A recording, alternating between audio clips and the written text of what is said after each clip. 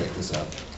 My name is Sonny Strait. I am the voice of Krillin on Dragon Ball Z. Yeah, some love for Krillin. Maze Hughes on Full Metal Alchemist. So you like him? Okay. Usopp on One Piece. Oh, thanks. Come on in. Yeah, you're not too late. You just missed the best part. I'm also the original Toonami Tom for Cartoon Network. Most of you were babies when I was doing his voice. I did it for the first season and a half, and then he got killed by an intruder. Let's see, literally hundreds of other characters, and I'm also a cartoonist. I've been published by DC Comics and Tokyo Pop, and currently in my book, We Shadows, thank you. I got the rights back to it and put it online as a webcomic, and for the past 2.5 months now, it has been in the top 10 webcomics. So, yeah, thank you. How many people know about We Shadows? Do you guys vote every day? Not every day. Oh, I'm gonna kick your ass. Now, the thing about being in the top webcomics is that you have to be voted into it. So I've become this pain in the ass on Facebook where I tell everybody every day to vote for my comic. I'm like the voting guy now. All the things I've done in my career, now I'm the guy known for voting. But I don't tell you to vote for presidents. We do that here now. So what I would like to, this is about Maze Hughes, right? Something like that? You know Maze Hughes dies. And then, no, I'm sorry, it's a spoiler, isn't it? And then he like dies again in Brotherhood, you know. Does he die in the one where he's a Nazi? I can't remember. No. Okay, so that one gets to live. For the worst atrocities known to man. But you get to live. But the sweet guy with the wife and daughter, he gets to die. I know, it's terrible. But as I said, I'm a cartoonist, I've been a director, a writer at Funimation. So if you guys have any questions that run the entire gambit, I'll be happy to do that. We don't have to stay on just on Hughes because, let's face it, Hughes doesn't last that long. So, let's just make this a Q&A. You guys have any Qs? Let's see if we got any A's. There's a Q already. You ever freak out when you pick up a phone? Freak out when I pick up a phone like Hughes? Hughes, I think, really more causes the freakouts, or at least the irritations. You know? Hey, Roy, how you doing, buddy? You know, listen, I was thinking that maybe you should get yourself a wife. No, you get yourself a wife, and then I'll have a wife already, and then we can have, you can have kids, and I'll have kids, and we'll take pictures, and we can swap albums. Oh, that'd be great! Come on! Is that what you mean, like freak out? I don't know. Did you see that somebody had animated a scene between Roy and Hughes using the Tenacious D friendship test skit? It is awesome. YouTube that, Tenacious D, Maze Hughes, you'll see it. Any other questions? I know it's early, but you guys kind of have to have questions because if you don't have questions, this goes very slowly. And I haven't even had any coffee yet. I'm going to go with you in the back. Can you raise your hand first? The most intricate thing you've done with Funimation. Most intricate? Yeah. Most complicated? Yeah. Let's see. I was talking about this yesterday. I did a scene because I was just walking in the hallway and Chris Bevins said, "Hey, come here, I got a part for you." And it was a dude buying soiled panties at a soiled panty store. That was complicated just for myself. I was just like, what? I didn't know that existed. You guys know that exists? Yeah. Yeah, in Japan, you could just go to this. As a matter of fact, I've heard you could actually go to like a vending machine and get some soiled panties. I mean, sometimes there's a soiled panty emergency, and you gotta have them. Yeah, that was weird. And then he gets gang raped in an alley after that. So that was complicated as well. And the most complicating thing for me was that it didn't bother me at all. I was just like, okay, another day, another dollar. And yeah. And that is, don't fall on Daddy! It was such a weird line. It was such a weird scene too. It was awesome. I love characters like him because he runs the gambit in you know, because a lot of the characters stay on the same level through the entire series, you know, or are they very cute young voices that stay on this level for the whole time. But Maze Husey, he can get deadly, but he can get really goofy, you know. I love that. I love that he has a range, you know, because most human beings have a range. You know, it just adds a certain element of realism to it. But yeah, that's my favorite line. Yes. Have you ever been auditioning for a character and then like halfway through you're like, what am I auditioning for? Yeah, but I work in anime. It happens every freaking time. I'm like, is that a guy? I don't know. It says guys can read for it, I'm gonna read for it. Yeah, that happens all the time. And that's a cool thing about anime too, is that there's just so many weird and wonderful characters, you know, from it. And you had a question. Yep. Since Usopp's personality changes a whole lot with the New World, are you looking forward to doing some New World voice acting for Usopp? Oh man, am I ready for the Sogi King? Because Usopp talks like this, and that is the hardest voice I have to do, right? And for some reason, like when you first see Usopp, he actually has conversations down on this level, and as the show progressed, and we try to stay as close to the Japanese on that show than any other show I think I've worked on, and the voice actor gets into this screaming mode, and every line is screaming. I don't know why. Hey, you wanna go have a hot dog? Sure. Why? Why is he screaming? It's funny. But as when he gets to the Sogi King, you know, he's like, you know, heroic, and so I'm like, yeah, I can't wait to get to that, so I don't have to go like this all the time.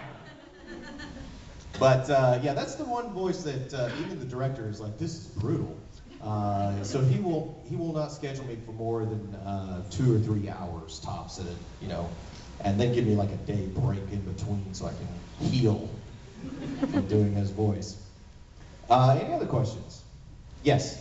Can you say a line that Maze Hughes would never, ever say in his entire life?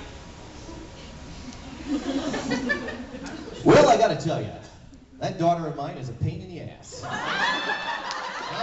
mean, every time I see her, she wants me to take her goddamn picture. Hey, come on, I've got a life too, you know, come on. How's that? You get kudos for that question because nobody's ever asked that before. It's a good question. Yeah. I guess it's two questions.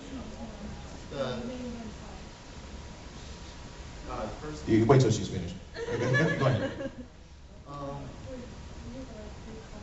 Have you seen DBZ Bridge? Have I seen DBZ Abridged? No, what is that? Yes, I have seen DBZ Abridged. Okay. And I think it's hilarious. I think that the Krillin own count is genius. That is brilliant.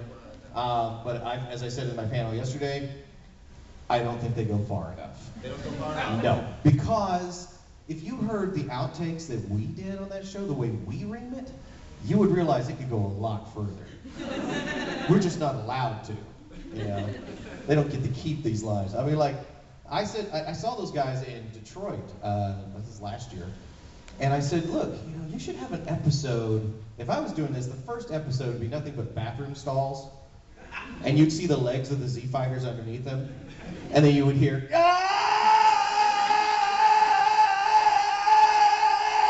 that, like for 15 minutes straight, right? Followed by flushing, and then that would be episode 1. I mean, there's just so many ways you could just tear that one new. That is, until guys who are making fun of it become famous. You know? Those DBZ Abridged guys get invited to conventions, you know, just like the voice actors do. It's amazing that it is that huge, you know. But also, you know, parody is the biggest form of flattery, so it's awesome that they care to do that. I don't think Krillin sounds like Krillin, though.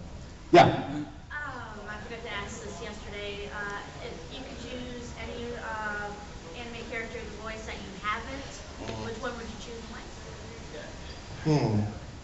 I think I would have taken any of the main characters in Sergeant Frog. I really think I was overlooked on that one, because I tend to play the goofier characters, and that show was just rife with goofy. But other than that, I feel very fortunate. I think that I got pretty much every part I really wanted, you know. Like I really wanted to play Mace Hughes, and I really wanted Krillin, and I really wanted Lupin III, and Usopp. Yeah, I really wanted that one too. I don't know why. I still want it. Yes. What is the one voice you did that you actually hated to do? The one about the soiled panties. We went over that.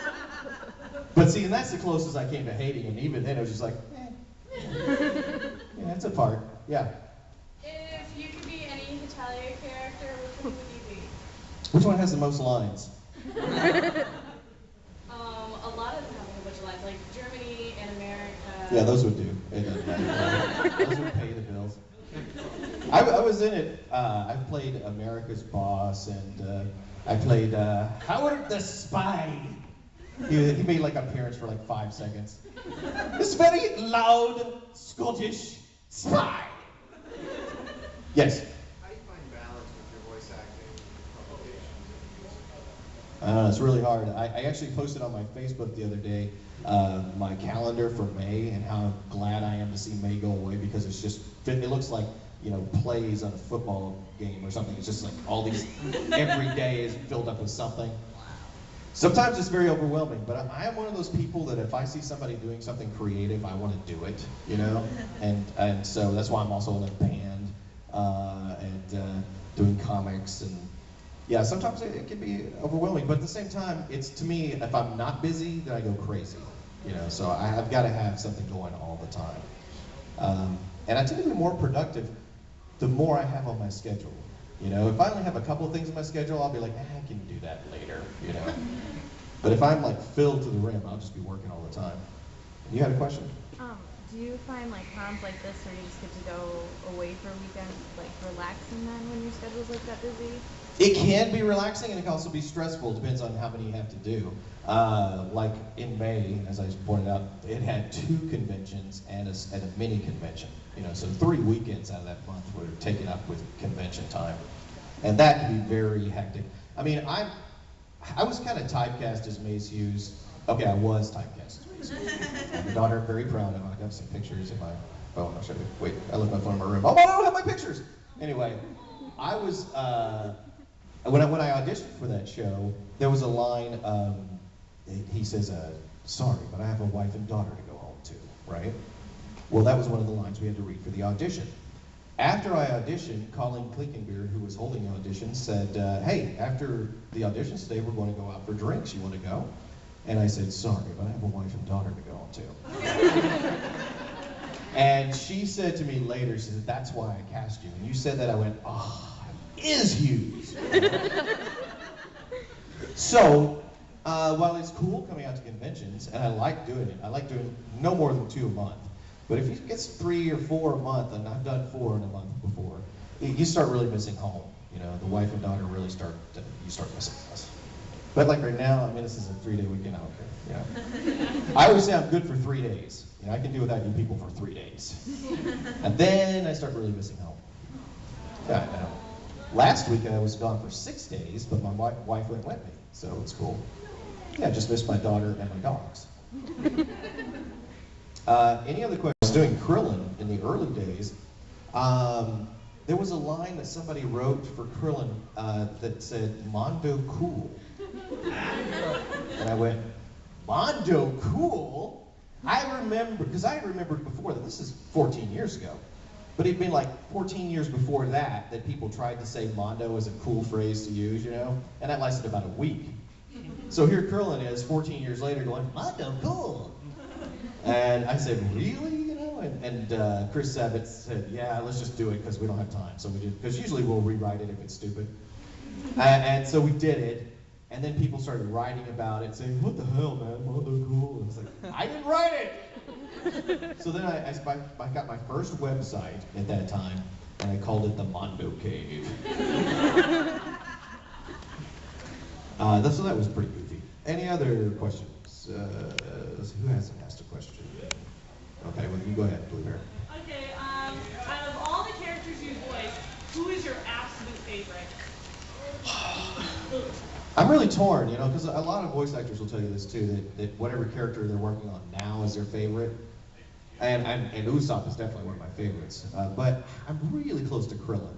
Because Krillin was the first one I did, and then I did him for years after that. I mean, who knew that I'd be 12 years later still doing Krillin, you know?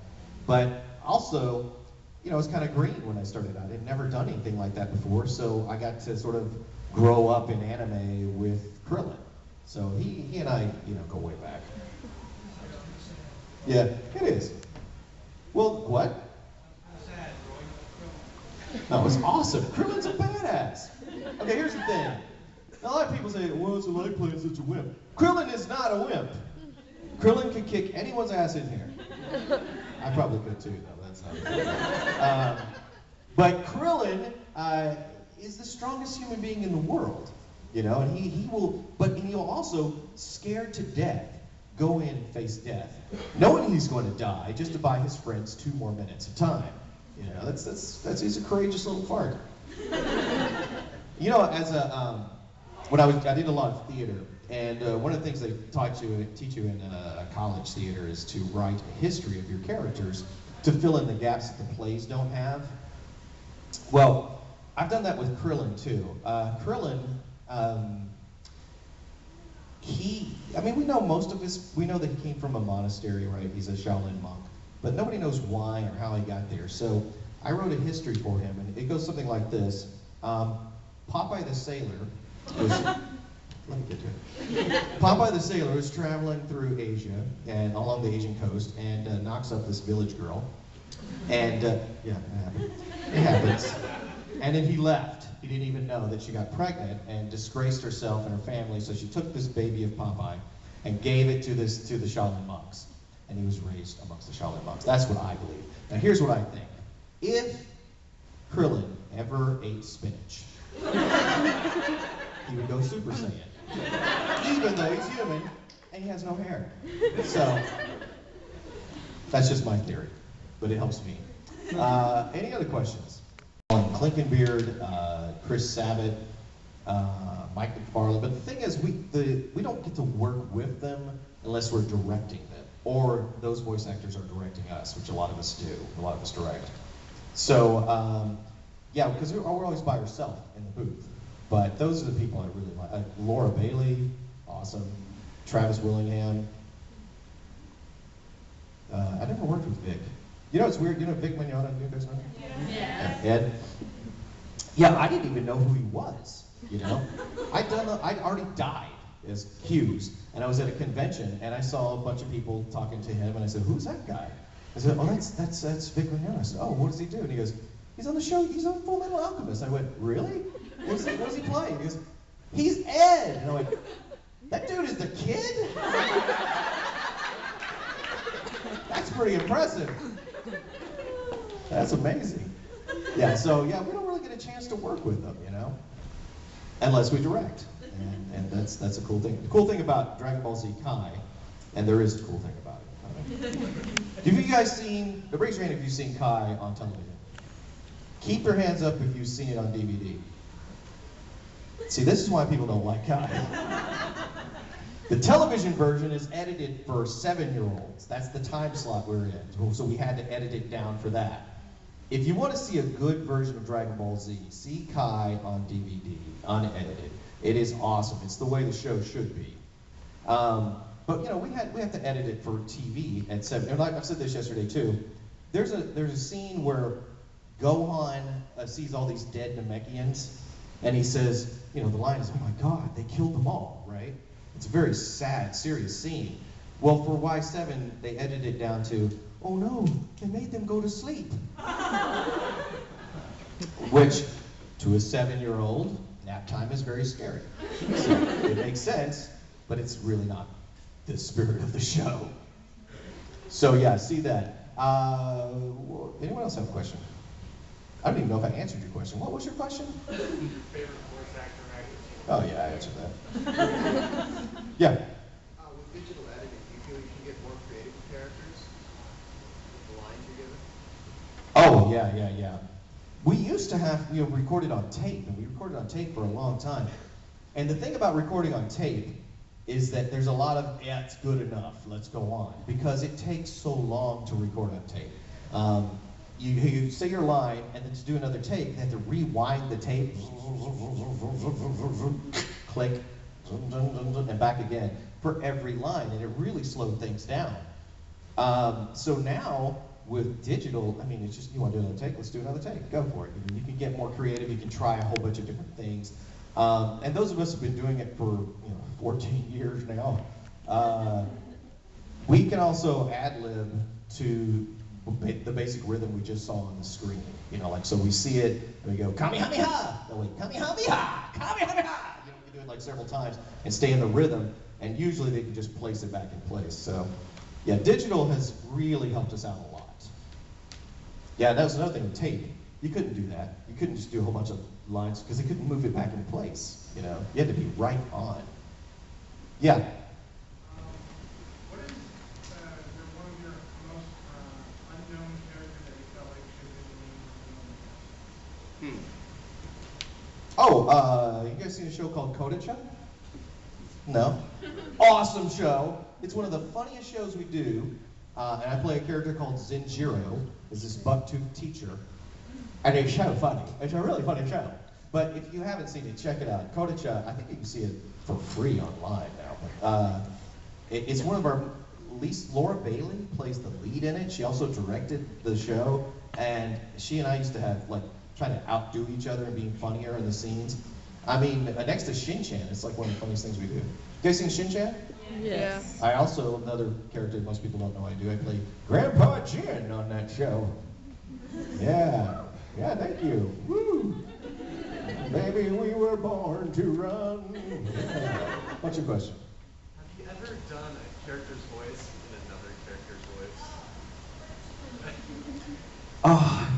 I'm sure I have. I mean, we do a lot of things to make the director laugh, so we'll do all kinds of voices with the different characters all the time, but I can't really think of anything in particular. And that's another thing, people's like, hey, tell us some funny outtakes that you've done. And it's like, I don't know, because we do every other line is a funny outtake. So it's kind of hard to remember when that's what your job is. Because even if you're doing like a very serious scene, it helps to, to laugh and throw away a take so that you can be serious afterwards and get that out of your system. So I'm sure there's tons of them.